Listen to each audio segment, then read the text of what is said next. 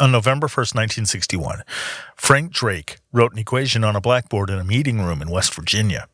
The purpose of the meeting was the search for extraterrestrial intelligent life. The equation had 7 factors, each of which Drake thought might be a suitable topic for a morning or afternoon discussion. The purpose of the equation was to estimate the number of communicative civilizations in the Milky Way, finding alien civilizations that might be able to understand a message sent to them, and maybe even send one back. It serves as a conceptual roadmap for astrobiology and the search for extraterrestrial intelligence. That equation has since been called the second most important equation in science. It began a serious discussion about contacting extraterrestrials that's been raging on to the present day. This short-isode is about it and some other ways and ideas that we've been using to try and talk to aliens. Not all of them are equations. So, I wouldn't say all of them involve math, because thank God, because I suck at math.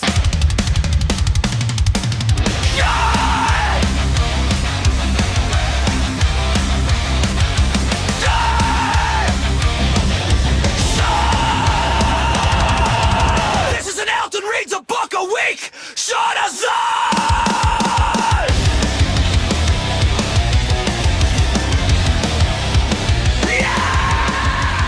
Under the watchful eyes of Bob Stratos and Apollo, this is Elton Reads a Book a Week, a podcast about books that I've read, not me reading a book to you again. I know, poor choice of title for a podcast, but I'm not going back on it. Do your own homework already. My name is Elton, and I read a book a week. This time around, it's a short-isode about a topic near and dear to my heart ever since I was a tiny jerk kid reading a blurb talking about it in a book called The UFO Phenomenon from the Time Life Books Mysteries of the Unknown series. That's a series of books that I used to read late at night and it would make me want to go pee-pee, and also make me fearful of going pee-pee because I'd have to venture through a dark house to get to the bathroom to do that pee-pee in. And no amount of piss is worth disappearing into the heart of a cold alien spaceship who probably doesn't have a bathroom. No fucking drop of pee-pee is worth any of that, right? No, sir. I recently revisited that book, The UFO Phenomenon, and my interest was sparked yet again. So I did a deep dive as an adult into a proper internet, wormhole, rabbit hole. You know what I'm talking about. I went down a rabbit hole because I'm just an internet weirdo with no job. Did I mention I lost my job? Yeah, it's been a depressing time for me. But I've been reading more. Don't freak out on me yet. I'm doing mostly fine. And the book's pages that I read, all the books that I've been reading, they do a great job of soaking up my tears. So there's that. If you want to help me out with my penniless funk, if you want to help me out with it, and we can get funky together. No, please don't do that. Don't be a penniless funk. I don't know what I'm saying. If you want to help me out of my penniless funk, join the podcast Patreon and enjoy these episodes, commercial-free and exclusive podcasts like The Internet Riot Master. It's a book written by Solus AI for me, and then I read it and tear it apart. I do. I tear it apart. All for your pleasure. All right. Okay. Enough of my tin cup shaking. On with the episode. For over 2 centuries, humans have been dreaming up and designing and occasionally building gadgets to reach out to extraterrestrials. But, come on, let's be real. Most of these weren't true, conversation machines. No real walkie-talkies back and forth. Have you seen most people? Do you think they're knocking together devices that would pull off an interstellar phone call with alien civilizations right off the bat? Most can't even figure out their cell phones. The people that have put together and built things that were meant to talk to aliens were essentially one-way signaling systems or messages strapped to spaceships, like the Pioneer plaques and the Voyager Golden Records and the Arecibo message, which, not going to lie, are cool as hell, just so you know. But before those icons of alien communications and basically flashcards for aliens, before those, we had a prehistory of ambitious and slightly deranged efforts, like giant fucking mirrors and weird geometric land graffiti. It's classic human overthinking for a problem that might not even be fucking listening for us or give a shit that we're here. In the days before radio, the big idea was all about visual signals. Carl Friedrich, I don't know if that's how you say it. It's Carl Friedrich Gauss imagined a massive geometric pattern in Siberia. Joseph von Littrow, Littrow,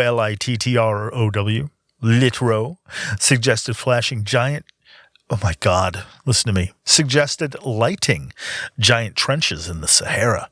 And Charles Croce, my personal favorite psychotic person, as far as alien communication goes, he pushed for a jar. He pushed for a jar, just a jar.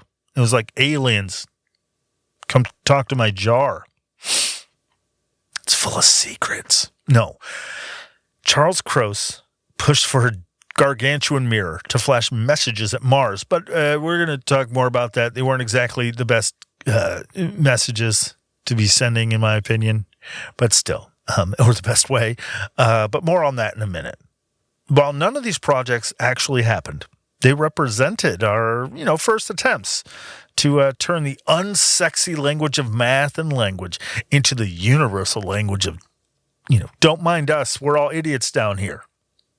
Then Nikola Tesla stepped in, the inventor of not the Tesla car. He did not do that. It was just named after him. He claimed to have picked up Martian radio signals, and that really got people freaked the fuck out. They were freaking out.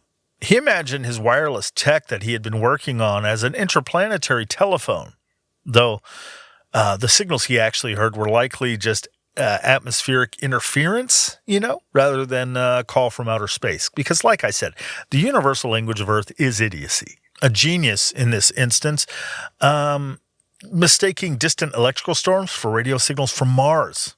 That kind of, we like to think we're very bright, but we're the only ones saying that, aren't we?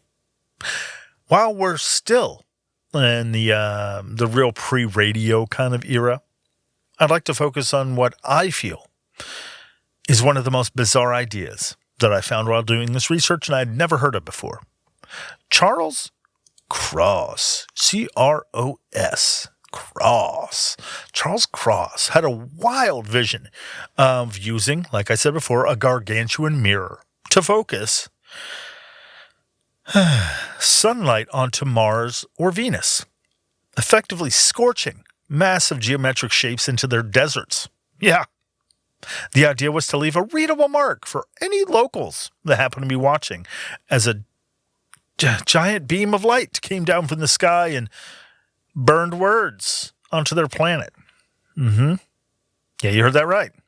He wanted to open up a dialogue with an alien civilization by burning things onto the surface of their planet with laser-focused sunlight. Now, how would you imagine that going over with the aliens who are watching you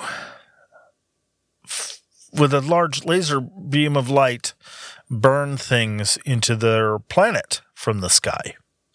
Well, it never got off the drawing board. It stands as one of the most famously unhinged and insane 19th century schemes for interplanetary telegraphy. Telegraphy. I'm going with telegraphy.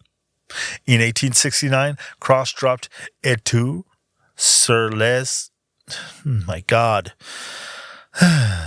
Études sur les moyens de communication avec les planètes. Studies on the means of communication with the planets, where he geeked out over ways to signal our neighbors, like, terrifying them with the sun. He proposed a concave mirror, again, so massive its focal length would bridge the gap between Earth and those planets, allowing reflected sunlight to be pinpointed directly onto their surfaces. Again, like a magnifying glass focusing the sun onto unsuspecting ants and burning them alive. But not burning them alive, just the land around them. Wild. Cross was convinced that the bright lights on Mars and Venus were the glowing lights of sprawling cities inhabited by high-tech aliens. Once again, just to be clear, I keep hammering this home, he thought with evidence, according to him, that there really was an alien civilization already on Mars and Venus and stuff. And his plan was to use a focused beam of sunlight to fuse or burn the planetary crust with giant letters or math symbols. A permanent, deliberate shout-out across the void that any intelligent observer couldn't miss, because it's horrifyingly terrifying. Cross's ultimate goal was to establish, again, a permanent, deliberate signature of human intelligence etched directly onto the Martian or Venusian landscape. He also toyed with using focused electric light beams, because that would be different, and parabolic mirrors to create an optical Morse code for the planets. And I think it should be noted here that most people in that time and this time don't know Morse code. It was a highly specialized communication language primarily used by telegraph operators, particularly those employed by companies like Western Union and Railroad. They used it in railroad operations. They were fluent in it. But I'm just going to go out on a limb here, and because none of us are, and none of us were then either, I'm going to just go out on a limb and assume that every alien species ever wouldn't fucking know it either. Regardless of the insanity of it all, the French government remained weird, unconvinced by his years of lobbying, because they weren't also totally insane morons. Faced with astronomical costs and the sheer technological ridiculous notion of the whole fucking thing of building a mirror with a focal length of millions of miles, the project remained purely in the realm of over-engineered fantasy, thank God.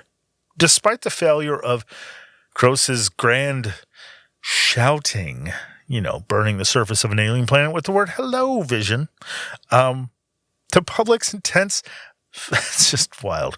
The public's intense fascination with Mars persisted, leading to a massive organized effort to listen, maybe listen instead of burning planets, listen for a response later, from other planets and alien civilizations. In 1924, during an unusually close approach of the Red Planet, astronomer David Todd organized a nationwide search for signals. This, quote, Mars listening party, unquote, was fueled by the era's popular belief in a dying Martian civilization and its famed canals, which have since been seen as not built by people.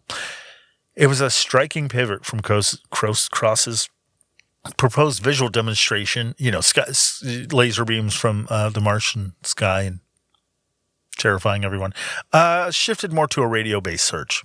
Yet, both were driven by the hope of cosmic communication. The project enlisted military stations, communication, commercial broadcasters, and a pioneer of television to detect any signs of life. So intense was the effort that the U.S. Navy briefly imposed radio silence to allow observatories, I'm getting words out today, I'm doing my best, allow observatories and experimenters to listen more carefully. At the center of the experiment, David Peck Todd and engineer Charles Francis Jenkins scanned for anything unusual with radio equipment, while the public followed the event with intense curiosity.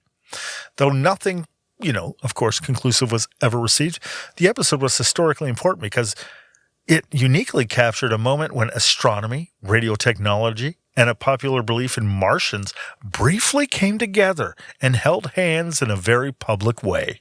Even though Cross's proposal, well, I'll keep bringing that up because it's insane, was totally insane and speculative. It had helped cement the idea of intentional engineered signaling in the public imagination. So, kind of good. His mirror, along with the geometric blackboards of Gauss and Littrow, represents that early pre-radio phase of METI, where we believed communication meant making massive visual demonstrations of our smarts rather than just sending digital pings. Then, when the radio finally arrived, we ditched all the mirrors and the ideas of burning down civilizations in order to get a message across.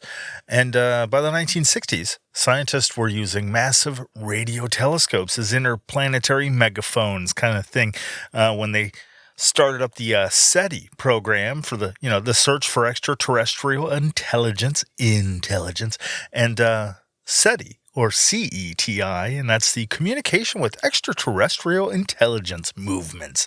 This kind of shift meant we weren't just listening anymore, but we were actively trying to talk, which kind of raised a couple more we might die questions, but I'll bring those up later.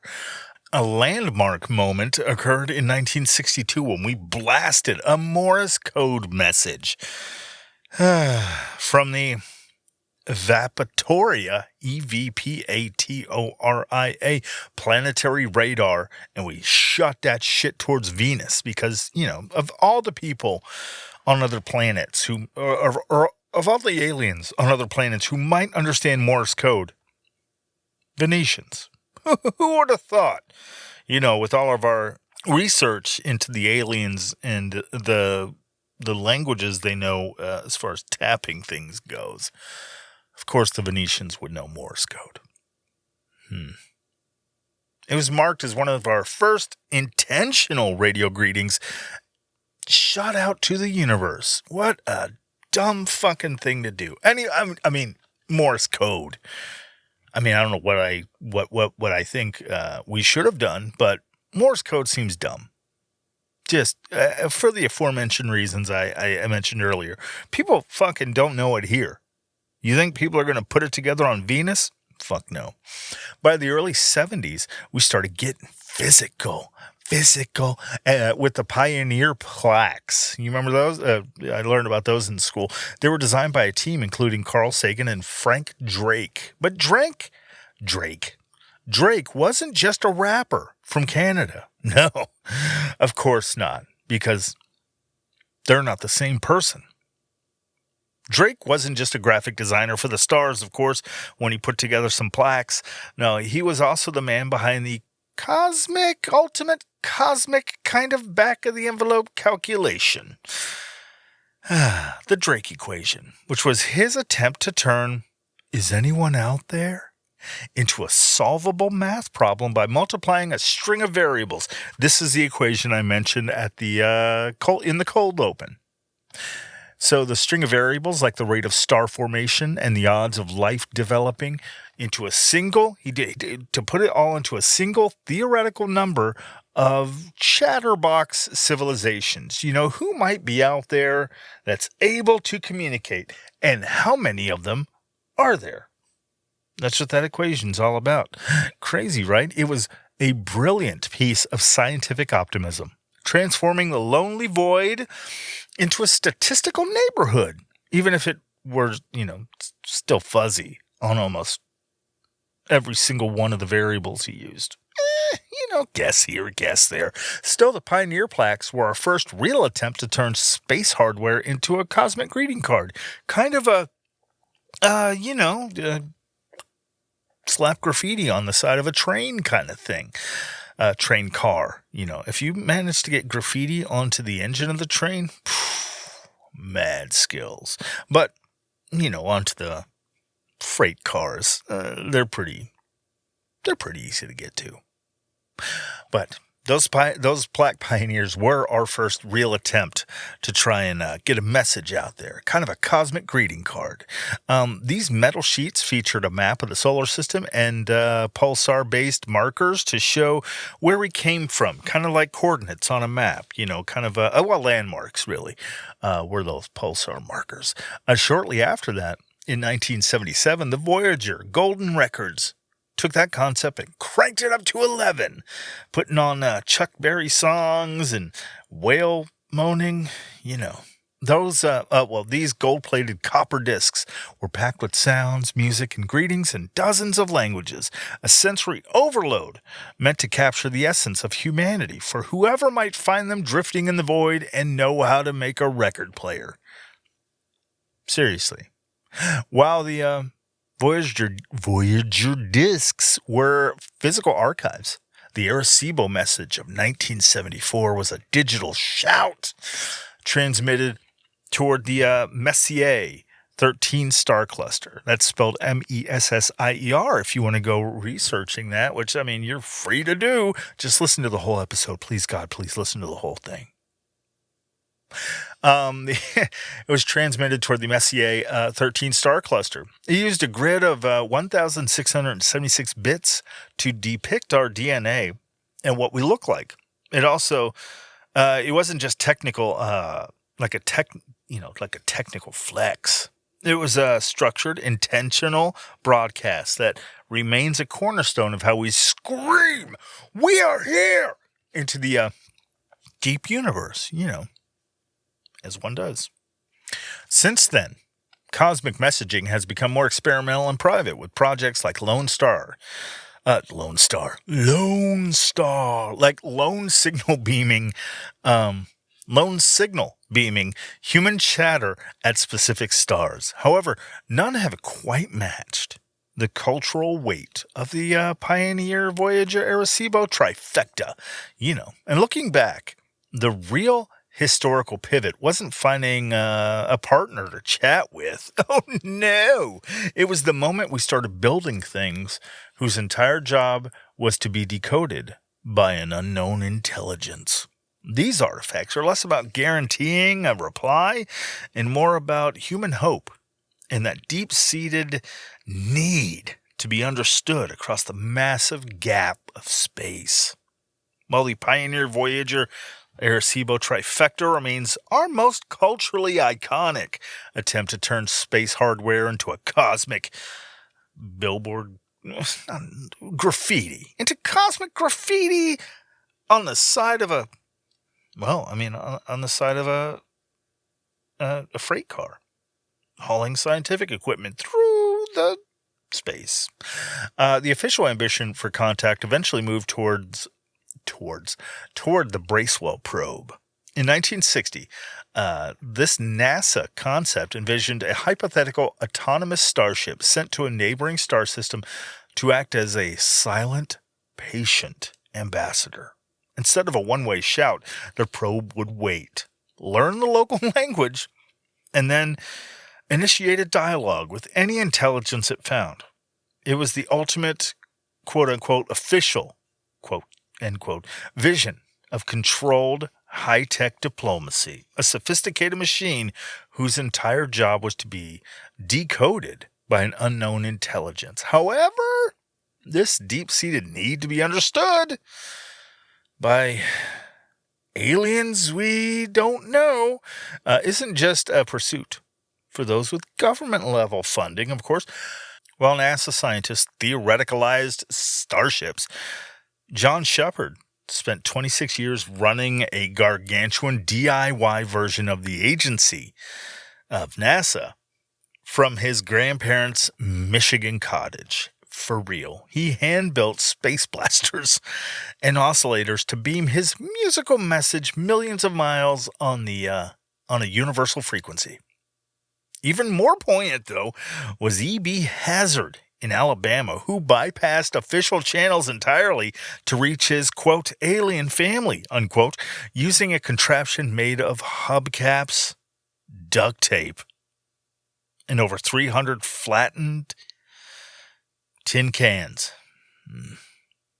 Whether it's a multi-million-dollar autonomous probe or a fatal rig powered by car batteries,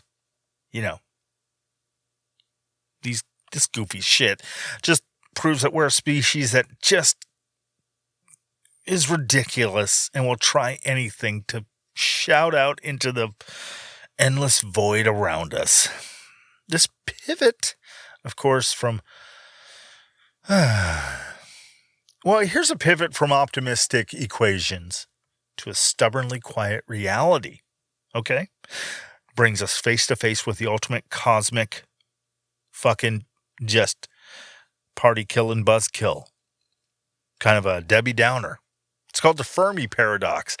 If Drake's equation, the math on that board, if that hinted at a galaxy that, might be a crowded neighborhood barbecue, then Enrico Fermi's famous lunchtime question, where is everybody?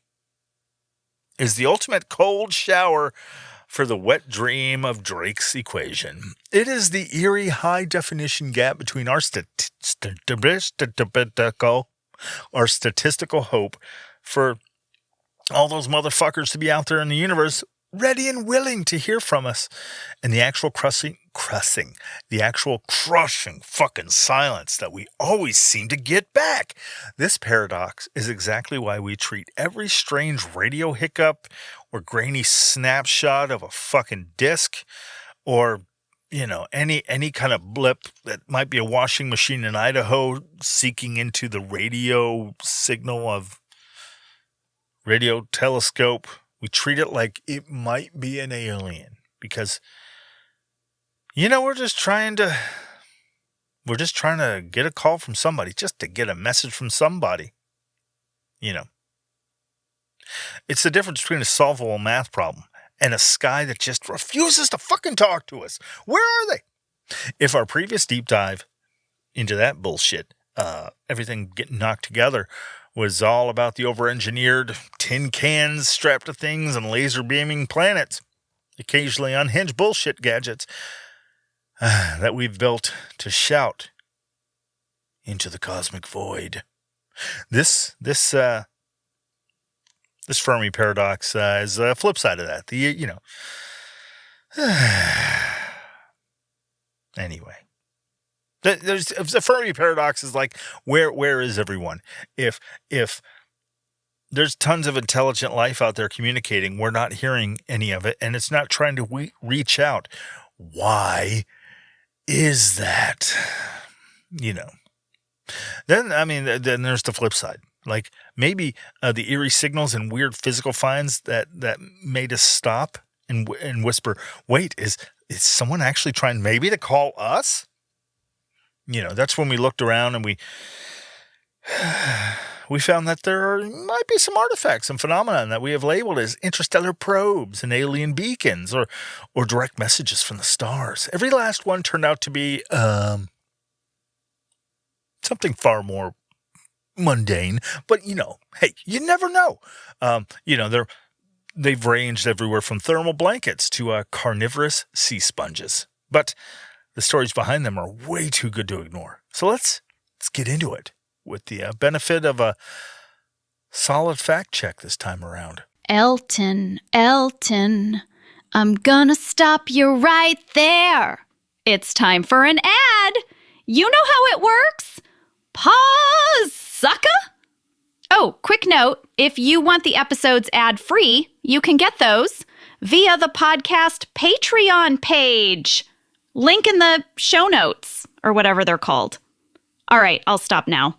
Here are the ads.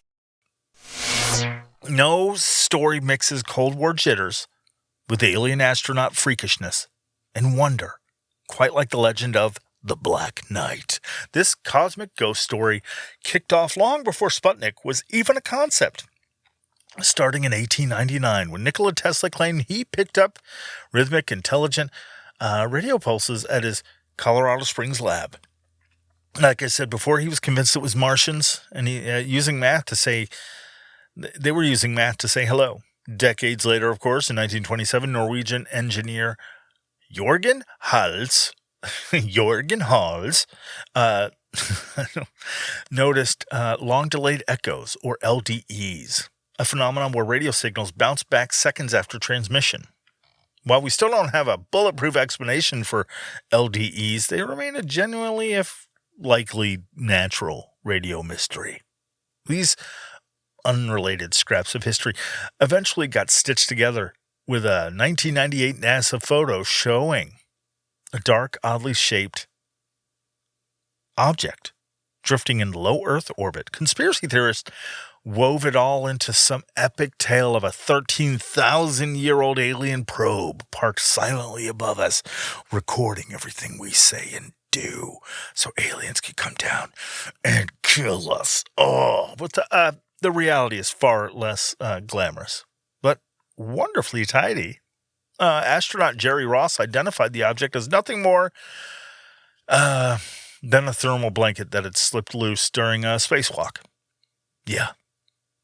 It eventually fell out of orbit and burned up, meaning that intergalactic sentinel hovering above us was, it just ended its career as like a shooting star, just burning up. Yeah. Like setting trash on fire. The Black Knight is a perfect example of how easily our imitations? No. Our imaginations can turn an escape blanket into a silent alien watcher, a sentinel of the ages just watching above us. Hello? Whatever. Speaking of radio weirdness, no list of strange discoveries is complete without the most famous head-scratcher in SETI history, the WOW signal. On August 15th, 1977, Ohio State University's Big Ear radio telescope, which is a great fucking name for a radio telescope, by the way, it picked up a burst of radio energy. Why am my tongue just seized? It just seized. It picked up a burst of radio energy. So perfectly tuned, it hit every theoretical mark for an interstellar broadcast. Astronomer Jerry Ehman, spelled E-H-M-A-N, saw the computer printout, circled it in red, and scrawled "Wow" with an exclamation point next to it in the margin. For 72 seconds, it looked like all the world might finally have someone to talk to that had, sent us a signal out of the void. I should probably eat some humble pie here. Some humble pie, like a really fucking old saying would be, old man style. Humble pie. In earlier tellings, I might have kind of brushed this off, bullshit, as a false alarm kind of thing. Maybe, I don't know, saying all this stuff is bullshit. But the truth is way more satisfying. Despite decades of searching, the signal has never been repeated. While some have suggested passing comets as a source, those theories haven't held up under scrutiny. As of today, the WOW signal remains the single best SETI candidate we've ever had, and it stays defiantly unsolved. How fucking cool is that? Sorry I ruined it. That was very dramatic, and I fucking pissed all over it. I'll try it again. I'll even get close to the mic, get some of that proximity effect going.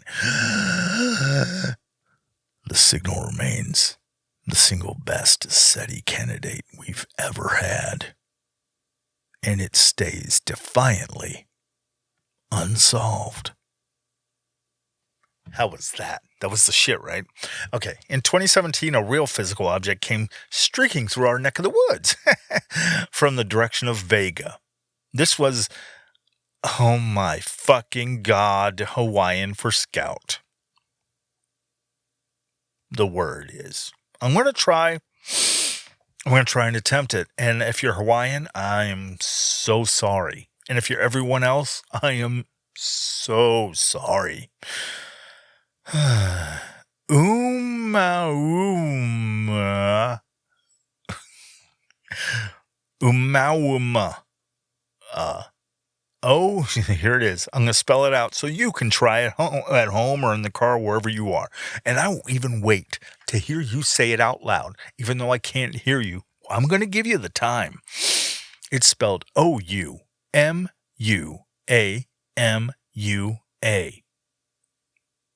In 3, I will count to 3.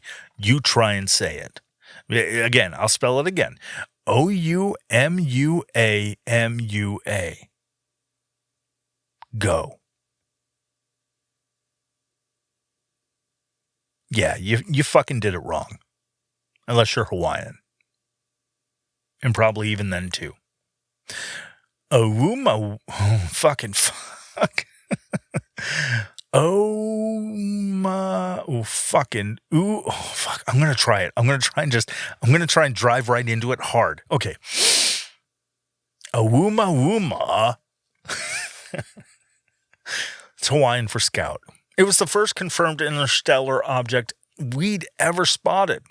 It was wonderfully strange, tumbling end over end and speeding up as it left the solar system. All without the telltale gaseous tail of a comet. Isn't that crazy?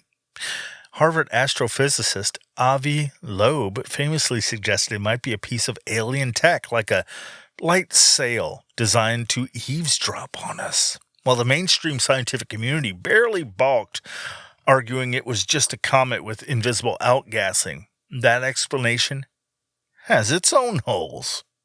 It's holy, and those holes need to be filled, stuffed. I don't know where I'm going with that. Specifically, the missing change in spin that the gas jets should have caused weren't there. While it's likely just a weird chunk of interstellar debris, the debate is far more interesting than a simple solved stamp would suggest. So, unsolved. No, that wasn't good. Hold on. Unsolved. Better? Is that better? Okay. Even in the deep ocean, our alien detector instinct has led us to some pretty humbling and dumbass misidentifications. In 1964, the USNS, oh fucking shit. Fucking why? This is almost like my name. Elton. I'm going to go with Eltanin. It's the USNS Eltanin. Eltanin. That's what it is. The USNS Eltanin photographed something nearly 4,000 meters down that looked exactly like a complex mechanical antenna. Fringe theorists declared it an underwater alien beacon, but in reality, it's just fucking fuck me with this word. Chondrocladia concrescens. See, I'm going to spell it. I'm going to try it one more time. Chondrocladia concrescens. It's spelled Chondrocladia concrescens. It's a carnivorous sponge. That antenna is just a stalk of filter-feeding cells doing their thing in the abyss. In the cold abyss of the ocean. Fuck, the ocean's terrifying. Then there's the Baltic Sea anomaly. It's a 60-meter disk found in 2011 that looked uncannily like the Millennium Falcon. Mm-hmm. And while tales of haywire electronics make for fun legend building, scientists overwhelmingly agree that it's probably just a glacial deposit, not a crashed ship from a fictional fucking movie called Star Wars. Once we moved past the humiliating misidentifications of carnivorous sea sponges and stray thermal blankets and bullshit like that, the silence of the cosmos began to feel less like a mystery and more like a personal fucking snub. It seems that once we realized the universe wasn't going to be calling us back, we might have simply just started paying people to fake the connection. We transitioned from honest, if, slightly fucking bonkers mistakes to a profitable ecosystem of grifts instead, where our collective desperation to hear anything was neatly packaged and sold back to us at a premium. This commercialization of the dead void around us found its stride with services like TalkToAliens.com, which in 2005 charged hopeful callers $3.99 a minute to live beam their voices into deep space. A service that was as unnecessary as it was expensive, considering our cell signals were already leaking into the vacuum for free. For the DIY enthusiast in all of us, the 1970s magazines back in the 1970s advertised UFO detectors for a measly $17.95. They were essentially just standard EMF meters repackaged to prey on the belief that alien craft leave a detectable energy signature that can be detected by morons. Yep. No, I mean, but yeah. I mean, not, obviously they didn't say it can only be detected by morons, but I mean, yeah, come on. Sometimes this desperation even masquerades as art, leading to public panics like the 2021 New Jersey UFO detector that was so convincingly fucking weird, it forced a bomb squad to investigate a block of wood and a soup can. Whether it's, fake AI chatbot bullshit or a scammer claiming that a mundane metal object is a alien tracking implant. The marketplace for interstellar chat proves that even if aliens aren't listening, the con artists certainly are. Fucking con artists. You know how they go. You know what they do. They're all from New York. Just all of them. They're always from New York. Ugh. Murderers and bloodthirsty thieves and murderers, and they'll eat your brains if you let them. I'll stop. Our tendency to see communicators in unexpected places even shapes how we interpret archaeological finds. Take the 2024 claim that mummified remains from Peru contained metal implants that were essentially alien mobile phones. These bodies were widely considered modern hoaxes. Similarly, a 2,800-year-old Mesopotamian tablet went viral for looking like a brick cell phone. But it's just a mundane piece of human history that happens to trickle down into our 21st century eyes as a brick cell phone. No Sumerian 4G required. I do have to correct another stupid thing here. The Incan golden disc, often cited as a cosmic device, isn't even a real museum piece. It's a myth popularized by pseudo-archaeology TV. Likewise, the famous Mayan crystal skulls have been reimagined as alien data storage, but analysis shows that they were carved with modern industrial tools. They're beautiful fabrications, not messages from the fucking stars.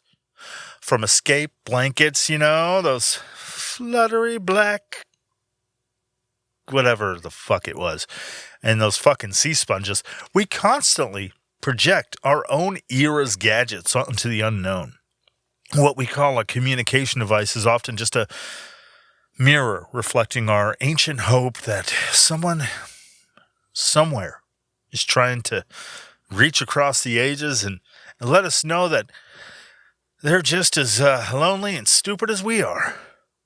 These stories don't prove we've been contacted, though, but they do prove we're creatures who desperately long for it. We long to just for something to reach out and touch us, and hopefully not obscene ways at first, but maybe later. Maybe we might be able to talk about it. We can't help but asking hello into the dark, and maybe a captain's handy how are you would suffice. No, I'm kidding. METI, M-E-T-I, or the practice of intentional shouting out into the the outerness of spaces around us, has sparked a massive debate over whether we should be announcing ourselves to the universe without a worldwide green light. Maybe we could go around the world and have world peace for a day and just vote on whether we should be announcing our presence to what could possibly be an antagonistic and hostile universe. It's usually a tug of war between critics, who fear we're inviting trouble, and supporters. And, it's essentially, whether we should be doing this or not, it's essentially a tug of war between critics who fear we're inviting trouble and supporters who think the risks are overblown, compared to the scientific and philosophical thrill of reaching out. Me? Personally, I'm somewhere in the middle, either or. We're not going to know until it happens, and then when it happens, it's fucking too late, isn't it? But, we're stupid enough to try and find out one way or another. The opposition raises some seriously fundamental questions, though. For one, since we have absolutely zero idea who might be listening or what their intentions might be, critics worry that any transmission is a huge and potentially cosmic liability. Furthermore, there's a major ethical sticking point over consent. I mean, there are people on Earth that don't want to be killed by aliens, or probed, or get a captain's, Handy, how are you? Against their will.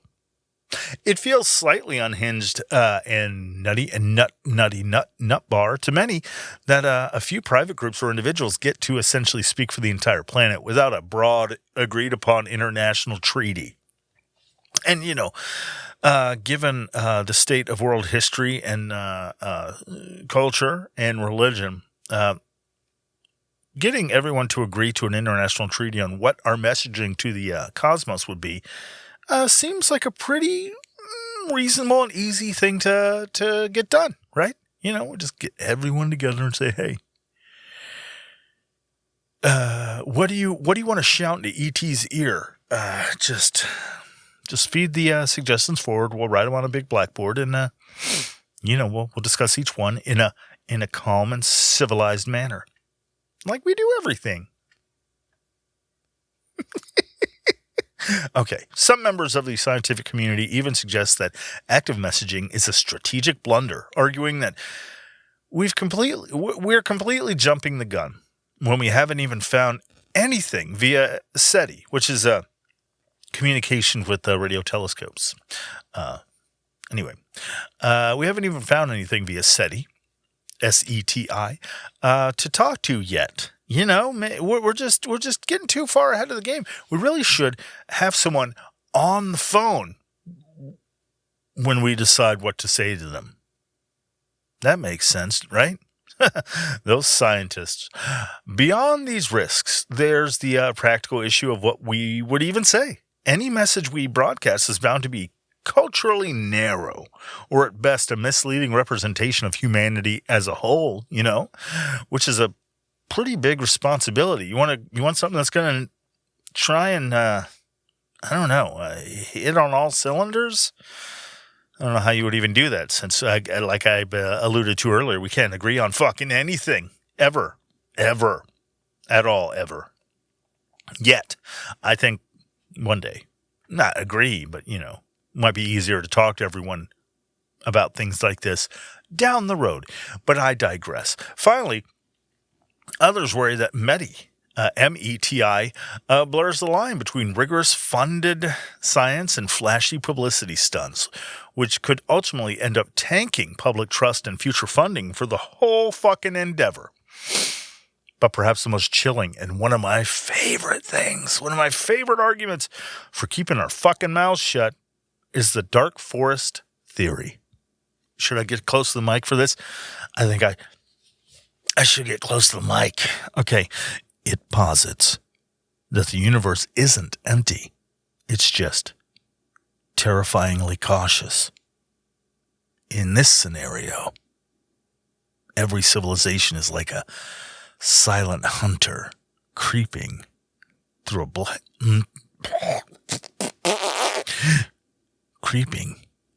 a pitch black forest, knowing that revealing your position is a death sentence.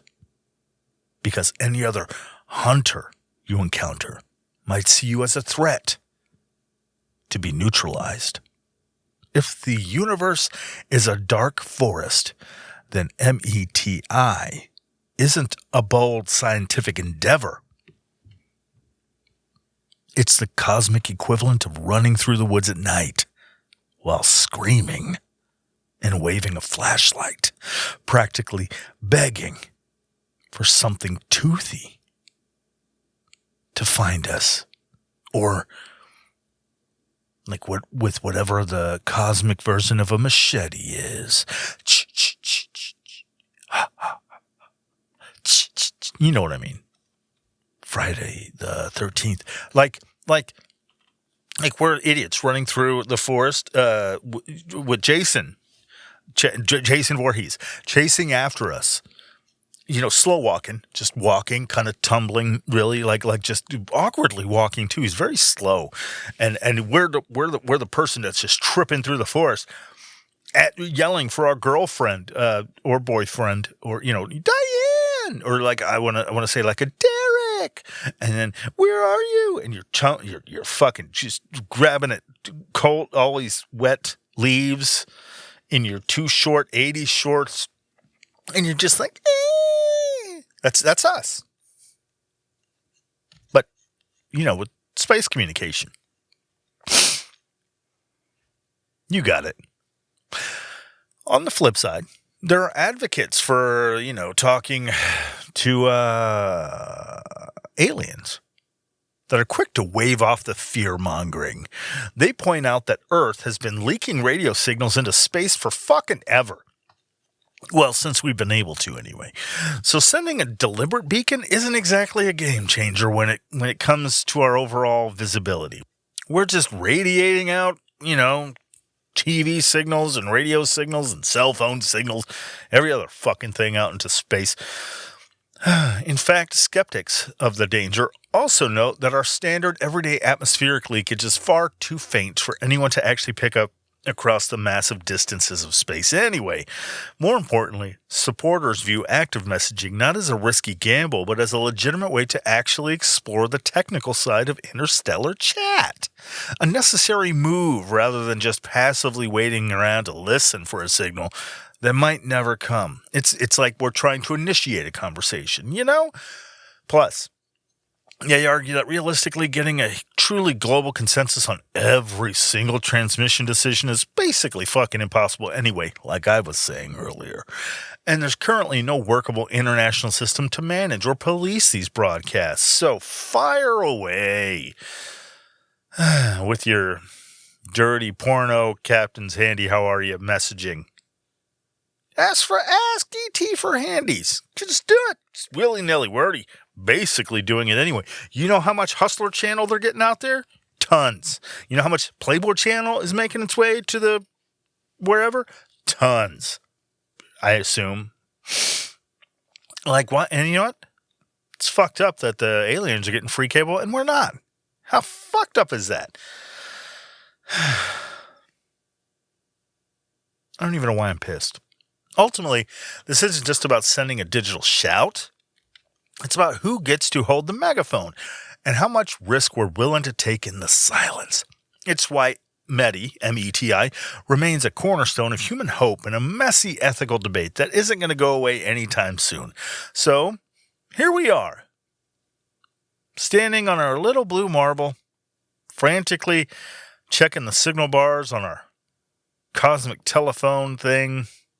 It's been off the hook for over 2 centuries. From Gauss's giant fucking fire trenches to the idea of scorching the surface of Mars with giant mirrors. Fucking wild. To digital shouts at the star clusters far out there in the galaxy, where we've spent an incredible amount of time and money essentially leaving a very expensive voicemail for a recipient who hasn't even bothered to check their fucking inbox. Who's just been pre-ghosting us, maybe. Possibly. Maybe they're not even fucking interested.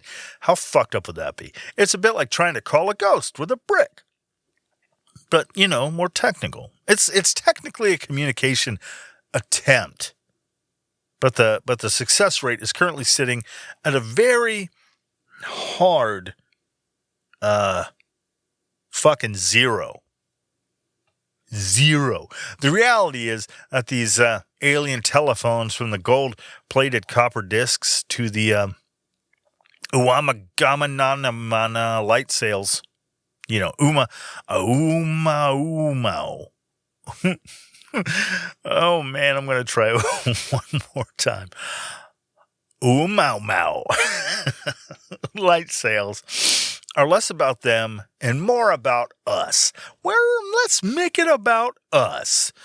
We see antennas in deep-sea sponges like morons and sentinels in escaped thermal blankets, because the alternative is that we are truly, fundamentally idiots alone in the dark.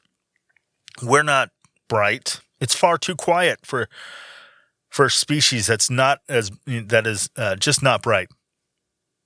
That really gets off on a good story. Like we are just alone that really wants someone to share in our story. We'd rather be hunted by a dark forest predator, or entertain the thought, or even open ourselves up to the opportunity to be hunted by that dark forest predator out there, that Jason stalking through the woods. Or, maybe we'll be scorched by a giant 19th century mirror. Maybe from out in the we're open to shit like that. Then accept that the universe might just be a very, very large empty room. So we'll keep shouting, right? We are here into the void. The black spacey void, hoping that someone somewhere finally picks up and asks us to please hold for the next available representative, and warning us that the warranty on our car has run out and that you need to extend it. Would you like to extend it? Hello? Hello?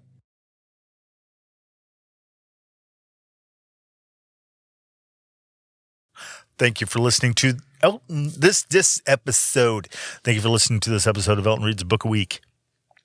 If you enjoyed it and want to contribute to me making the podcast, please consider joining the Patreon. You get extra stuff, extra podcasts like Internet Riot Master, and tons of other stuff. A lot of exclusive artwork that I do, and access to the Patreon only feed, and all these episodes, they're ad free on there too, and tons of stuff. You get to talk to me one-on-one, and you get access to special parts of the official.